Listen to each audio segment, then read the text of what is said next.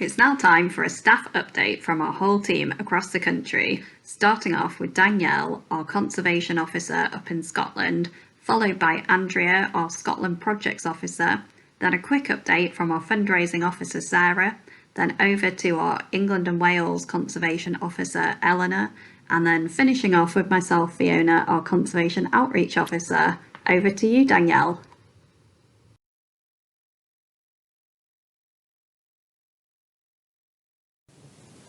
Hello, I'm Danielle Muir, Scottish Conservation Officer, and I'm here to give you a quick update as to what I've been doing since this spring meeting this year. My work involves working on hotspots. We've got 10 hotspots throughout the country, and as well as rare species on key sites and with landowners on key sites. And we managed to run a few tasks on our hotspots this year. So at Flanders Moss, we had one in October, and you can see from this picture here that we had lots of bright orange people there. Jonathan, one of our keen volunteers, he does both recording and takes part in volunteer days. He works for Network Rail, who get 5 volunteer days as part of their payback to the community, and he recruited some volunteers to come along with him. So we managed to achieve quite a lot that day. We cleared this pond here of vegetation and used some of the vegetation to create or build on a dam to make sure that the water doesn't escape from the moss and make the moss wetter than it currently is. We also in the summer went to Flanders to carry out some Northern Emerald surveying. So Flanders is quite a special site in that it's the most southerly recorded site of the Northern Emerald Dragonfly, and it had been spotted on the east side of the reserve a few times this year. Adults had been, whereas we know that they breed on the west side of the reserve. So we were looking for larvae in this ditch here, which isn't quite the usual habitat. It's a lot bigger than you would normally find Northern Emeralds. And unfortunately, we didn't find any on the day, but David McCulloch, who is the transect volunteer at Flanders Moss and who is also an excellent photographer, he went back the following week and managed to get these photographs, and he found them in COP and also ovipositing in that ditch, which was absolutely fantastic. So that's a new record for them breeding on the east side of the reserve. Lochs is our hotspot in North Fife. It's part of Tentsmuir National Nature Reserve, and they had quite a few extra staff this summer because of the visitor pressure that they had last year. So they had quite a few seasonal staff. So we carried out a larval ID survey training session for the seasonal staff, the permanent staff and the volunteers. We had a volunteer day on the 11th of November as well, and we had a male common darter flying around when it was sunny. So that's the latest dragonfly I've ever seen. And we did a brilliant job on clearing the bulrushes out of this pond, which was almost completely overgrown with vegetation. So it'll be a much better habitat for dragonflies in the future. And there was a new sighting at Morton Lochs. The banded demoiselle was spotted for the first time ever here in July, I think it was, and that is quite exciting. It's one of the species that is moving north with climate change, and it's not a species I've ever seen in Scotland, so I look forward to the day when I can spot one here. I work closely with Pat, the Scottish recorder, and landowners to manage sites to benefit rare species such as azure hawker and northern damselfly. And these are 2 species that are found only in Scotland and the UK. They're at the edge of their range, and we do get new records for them most years. And we got quite an exciting one about the northern damselfly this year, which Andrea will tell you a bit more about. Though we do seem to have lost the azure hawker population in Dumfries and Galloway, sadly. But climate change and hotter summers, they're definitely having an impact on their habitat already. I talked about Ben Shieldig at the spring meeting. The Woodland Trust have recently purchased this estate near Torridon. It's a mountain property. It's got areas of woodland, peatland, which is good for dragonflies, and is a great place to see golden eagles, red squirrels. And we do have quite a few records of azure hawker here. So I carried out some training for the staff and some volunteers in July. I visited a number of pools in the woodland where azure hawker had been seen before, and did larval surveys as well as looking for adults. And we found quite a few golden ring dragonflies, golden ringed larvae, lots of frogs and newts, but no azure hawker larvae. And I don't think the habitat here is quite right. So we'll be revisiting another part of the reserve next year, hopefully, and they're starting to carry out recording along the series of ponds as well. Andrea will tell you more about the Northern Damselfly survey as she's been working on that, coordinating that. I carried out some training for the Cairngorms National Park Rangers in the summer, and we visited a well-known site near Ballater where we found lots of Northern Damselfly, and since the training some of the participants have managed to find new sites for Northern Damselflies. And I revisited Corrour Estate in September, which is one of the best areas for azure hawkers that we know about. We carried out surveys here in 2019 when the habitat looked like this. There was plenty of water, and we found 231 azure hawker larvae in a 2-day survey. Sadly, due to the hot summer and the lack of rain, most of the pools had dried out that we visited last time. So there were a few deeper pools that we found 3 azure hawker larvae throughout the whole day. So these were deeper pools than you would imagine that azure hawkers would be found in, because there would be more common hawkers in there, which would obviously compete for food. But the good news was we managed to meet Sarah Watts, who's the new Conservation Officer for Corrour Estate, and talk about management for the pools in future. A positive of the survey was that we did find a number of white-faced darter larvae, which is a first for the estate, and I think the closest population to this one is about 20 miles away on Rannoch Moor. So Pat and I are going back for a few days in the spring in the hope that we can find some azure hawkers on the wing, and we're going to look at the peatland restoration, look if there's any way that we can add something to the peatland restoration process that would benefit azure hawkers and other dragonflies here. So although things aren't quite back to normal, and we haven't run as many events as we would normally, we have managed to improve some hotspots for dragonflies, find new locations for rare species, carry out some training and liaise with key site owners. And I look forward to doing more next year. Hello, I'm Andrea Hotspot, the Scotland Projects Officer, and I'm here to tell you about a new project which I started working on last month, which is the Northern Damselfly project within the Cairngorms National Park.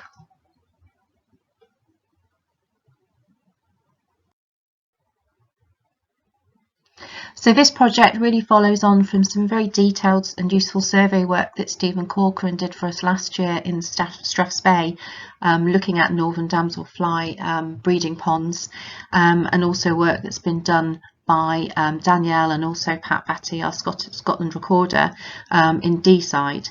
So for those of you who know a little bit about the Northern Damselfly, you'll know that these two areas really are their stronghold in Scotland, although they do occur in smaller numbers in North Perthshire and slightly more north, sort of in Aberdeenshire as well, such as Castle Fraser, who we've heard from a few times in conferences before.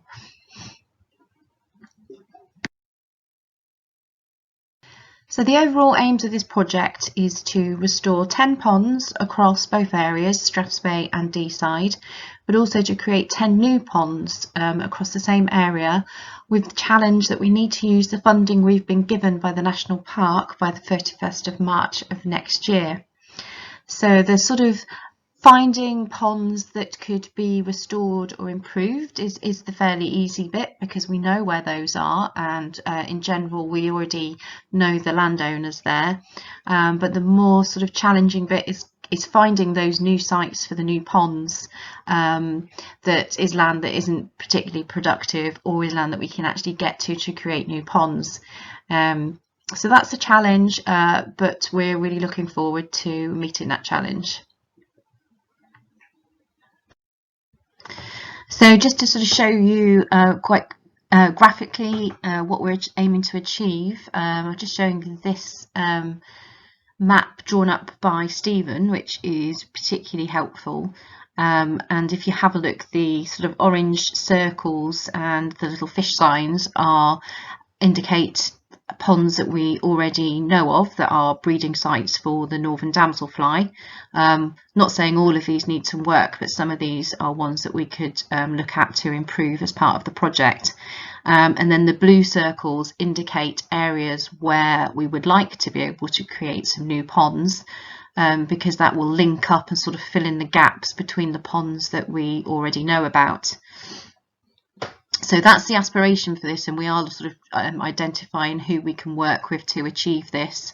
And hopefully by the end of this project we will have some great connected ponds all across Strathspey, and similarly in Deeside. Unfortunately I haven't got a nice graphic to show you of that. Maybe after we finish the project we'll be able to do that. So for the first few weeks, it was a case really of me doing some homework and gathering as much information as I could before I got out on sites and meeting with people. So initially that was gathering data from both Stephen and Pat and also Danielle. So I had as much up-to-date information as I could have. We also had quite early on a meeting where I got members together that have been dealing with the northern damselfly over the years, so that we could come up with a pond design suitable for the new ponds that we think would safeguard against climate change, and also taking into consideration all the factors of the ponds that we know of that northern damselfly seem to prefer. Also looking at other records as well. So as you may recall, we do have the Northern Damselfly Citizen Science Survey as well, that's still ongoing. So looking at people who have taken on some of those grid squares this year, which occur in those areas. Also things like designations. What are the designations in the areas that we're looking for that could cause us some restrictions for works? And also again just looking at aerial photos as well, just trying to identify where these new sites could be, because they could possibly be in areas where there are sort of ghost ponds that have been in the past that haven't been there for a while. And also lots and lots of other questions that have just come up through looking through all this information. Main ones really to do with who actually owns the land, and can we identify them, and can we find the right person to contact there. And also things like, again, going back to the maps and just looking at, well, how would access actually be gained at these locations should we get any agreements. There's quite a wide variety of site owners that we've come across so far, which is really interesting, seeing how different people manage their land. So we've got a few sporting estates that are keen to work with us, tenant farmers on some of these estates as well, community woodlands. Some of the land is on RSPB reserves. And we've even got a few owners who are actually looking to do rewilding, so that fits in really, really nicely with their aims and objectives, and really helps them to sort of ramp up their rewilding objectives as well, that we can come along and help them create those ponds in their land. So so far it's been really interesting to get to different places, very different looking habitats, and having those chats with people and sort of coming up with a joint vision for what we can achieve on their land.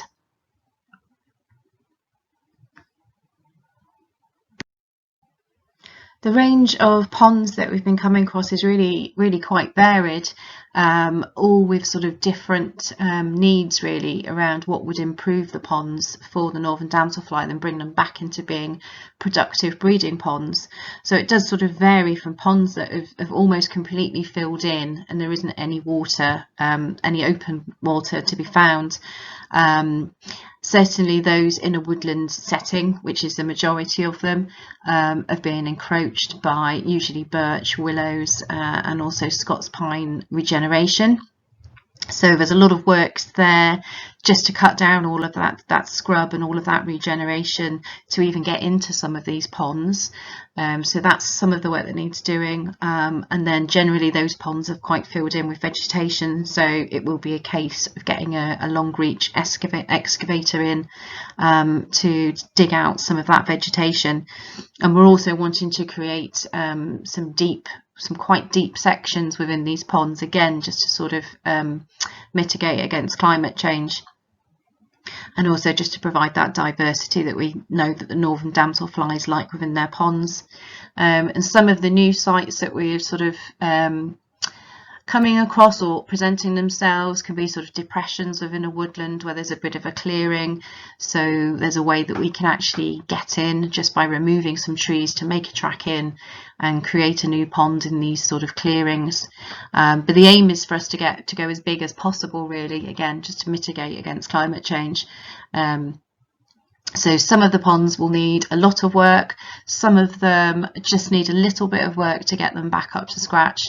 And then again, obviously the big ponds, the bigger challenge is there for the new sites, because we do want to make these ponds as big as possible, or for the guidance that we've set. There's still some landowners that we need to get signed up, that we haven't been able to meet up with as yet, because it's really important to actually meet them on the site and explain to them what it is you want to do. So that's sort of the next step, is to continue what we have been doing. But we're also at the stage now, certainly with D side, we've got a contractor lined up. So he's now going out and just looking at these sites so he can get an idea of what's involved. We've got some contractors lined up for Speyside. We might need to use, Strathspey. We may need to use 2 or 3 different contractors to achieve everything that we want to achieve in that area. And for those that have agreed, it's just a case of sort of getting a freeway agreement in place now, with ourselves, with the landowners and with the contractors, so that we're all quite clear on who's responsible for what, sort of going forward, just to safeguard all of ourselves.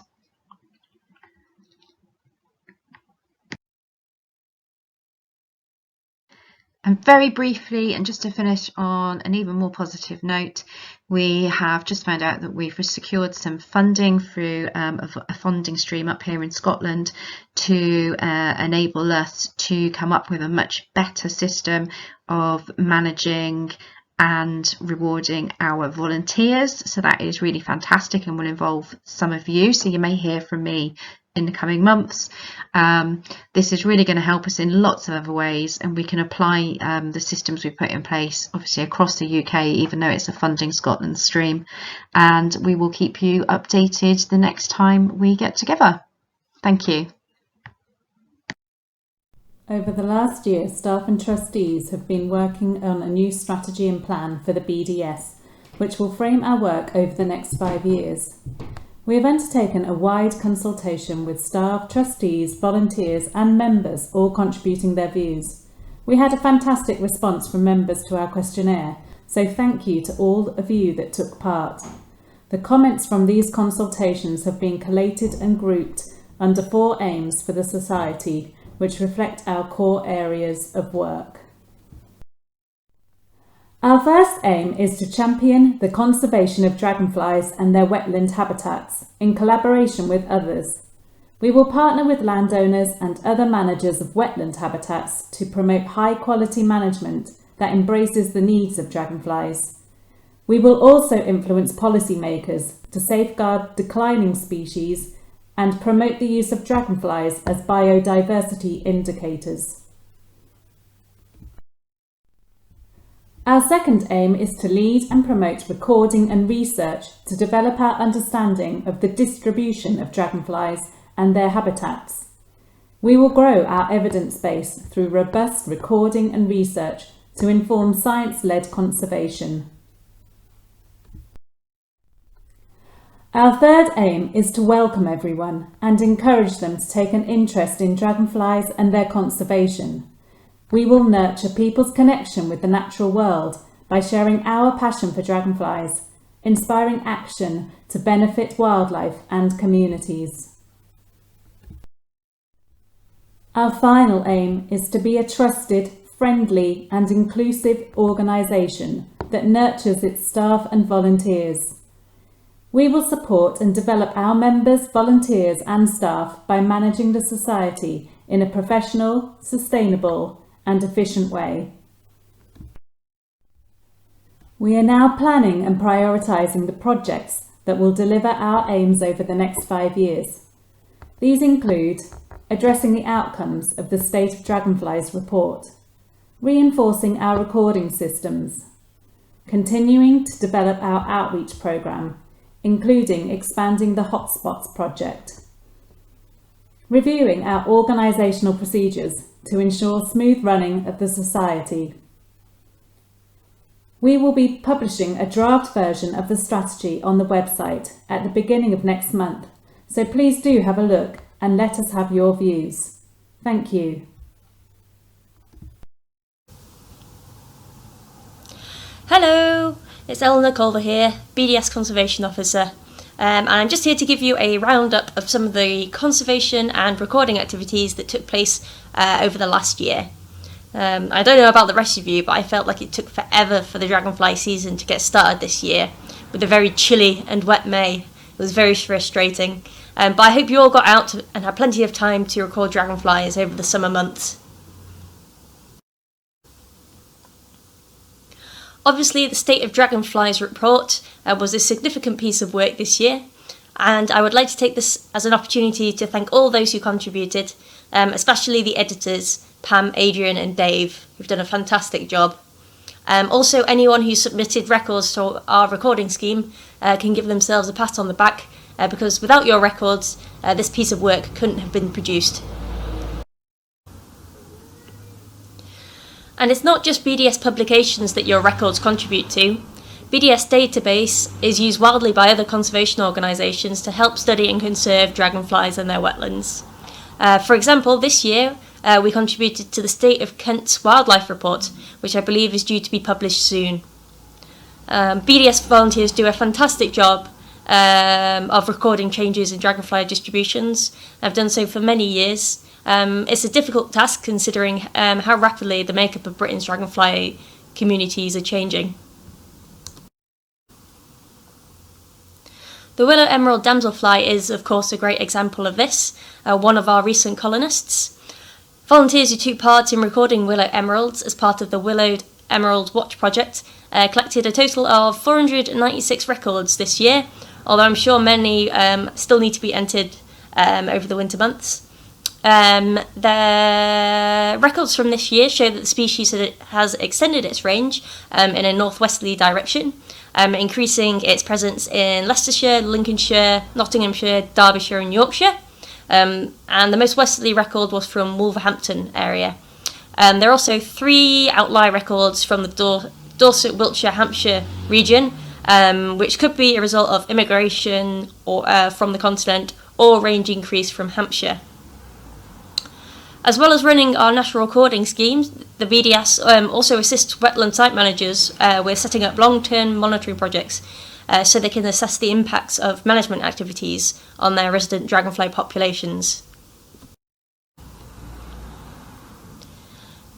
This year we helped set up a monitoring project at Willington Wetlands, a Derbyshire Wildlife Trust site, so they could study the impacts of beaver reintroduction at the site.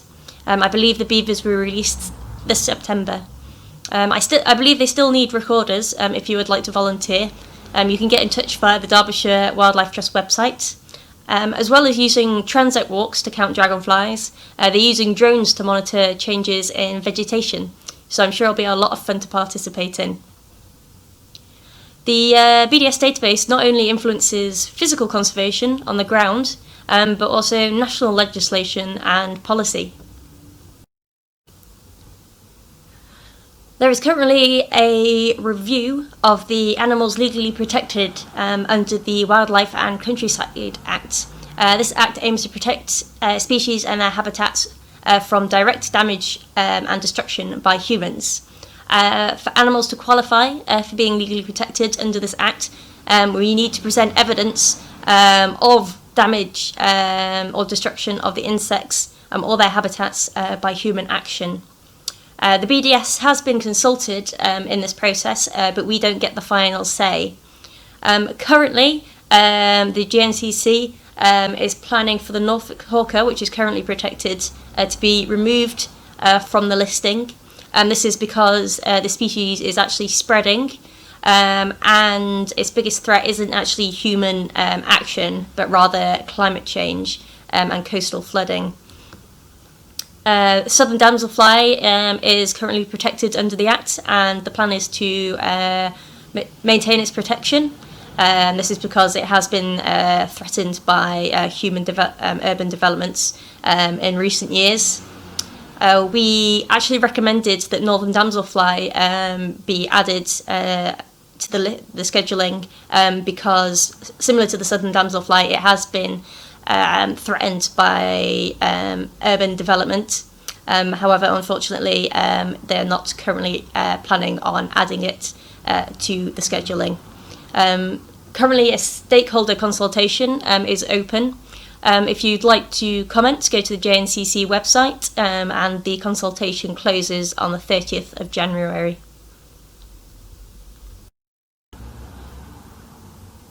The BDS continues to work in partnership with landowners on the ground to safeguard Britain's rarest and most endangered species. This year, for example, we finally managed to use up our funding from the D'Oyly Cart Charitable Trust to carry out some habitat creation on a stream in Purbeck, Dorset, for the southern damselfly to create better breeding conditions. As you can see here, they were scraping back the overgrown juncus with a digger. We also commissioned some surveys on other sites to identify existing and potential breeding sites.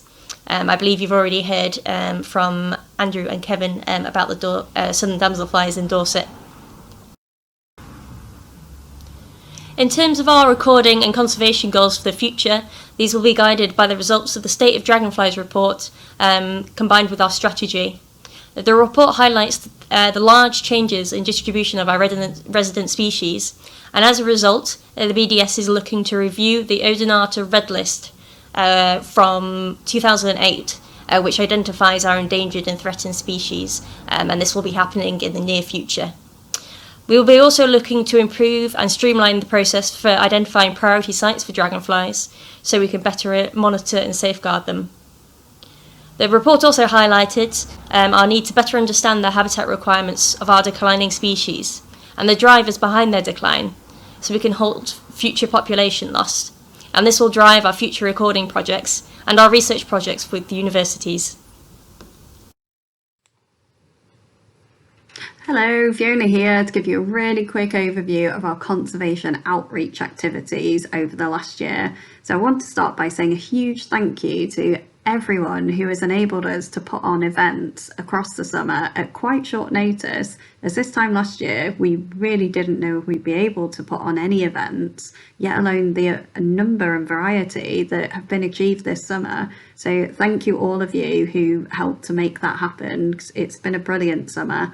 And I know for certain I've really enjoyed being able to get out again and see people and dragonflies and beautiful sites such as Exbury Gardens down in Hampshire, which we launched as a Dragonfly Hotspot this summer with the help of the Exbury team. We had our Dorset dragonfly recorder Andrew Brown and TV naturalist and legend Nick Baker, and we really had a fantastic day down there. You can actually watch a video of the launch event over on our website. And we also launched my local nature reserve, Wisby, which is a Lincolnshire Wildlife Trust reserve next to Lincoln City. And there's 24 species of dragonfly and damselfly that have been found there. So it's a really great site for people and for dragonflies. And I can't recommend a visit highly enough, even though I'm extremely biased as I grew up knowing that reserve and loving it. I'm pleased to tell you that our flagship project, Dragonfly Hotspots, is indeed carrying on and expanding, as next year sees us launch our first ever Welsh Dragonfly Hotspot in the land of the dragons itself. I can hear the whole of Wales shouting about blooming time. But yeah, it has taken us a while thanks to the pandemic, but we're finally there. We've got a launch date, so put this in your diaries. 16th of July 2022, the beginning of Dragonfly Week, coincidentally. We will be at Llangorse Lake in the Brecon Beacons in Wales. It's got a crannog, it's got a thatched roof on its bird hide, it's got dragonflies. It's beautiful. Please do join us. It's going to be a brilliant day and we'd love to see loads of you there.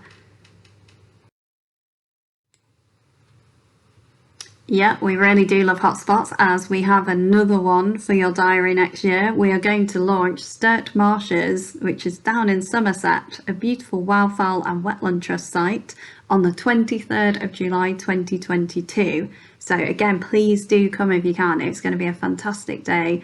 We're in talks with the Wildfowl and Wetland Trust team at the minute to plan all the finer details of what we're going to do to celebrate the launch of this site, but there is talk of making dragonflies from willow, so I'm quite excited about that. I'd love to learn that. So please do come along. We're going to have loads of cool stuff going on and we can't wait to work with this team in this new partnership. I wanted to finish by saying a huge thank you to everyone who's donated to our Dragonfly Hotspot fundraising appeal. Your generous donations have allowed us to fund 2 information boards at our Dragonfly Hotspots, one being Wisby, which is pictured on the bottom right with the board in situ, and the second is Paxton Pit's Dragonfly Hotspot. We're currently working with the team there on the design and we'll be able to bring you an update early next year, hopefully. So they're such important communication tools, these boards. They allow us to share knowledge with a wide audience over a long period of time. And we have an aspiration to have one of these boards at every single one of our Dragonfly hotspots in England, Wales and Scotland. So we have got a way to go yet, as there's quite a few sites that don't have any signage in yet. If you can help in any way, our fundraising appeal is still open and you can donate securely via our website. So please do have a think about that, and we really do appreciate your support and help with this. So that is it from our staff update for 2021. It's been a brilliant year. We've been able to get back out and get into some projects again and see a lot of you and see some sites. So yeah, we'll see you in the spring for another update. Thank you.